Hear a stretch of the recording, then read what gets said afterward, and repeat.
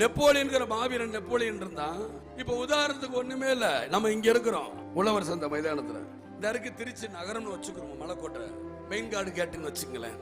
இந்த main card கேட்டுக்கு இதுக்கு இடைவெளியில தண்ணி நிறைய இருக்கு. அப்ப நெப்போலியன் கேட்கிறா, மெயின் கார்டு கேட்டை பிடிக்கணும் அப்படிங்கிறாங்க. முடியாதுங்க, நடுவுல தண்ணி இருக்குங்க, போய் பிடிக்க முடியாதுங்கிறாங்க. அப்ப எல்லாரும் ஏத்திட்டு போய் பாதி இடையில இறக்கி விட்டுட்டு எல்லா கப்பலையும் நெருப்பு வச்சுட்டாரு. நெருப்பு வச்சுட்டு திருப்பினாரு.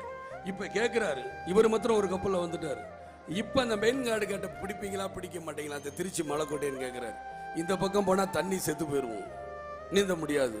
இந்த பக்கம் போனா அவங்கிட்ட வெட்டு புத்தாச்சான். இப்ப சொல்றான், இப்ப நாங்க பிடிச்சிருவோம்.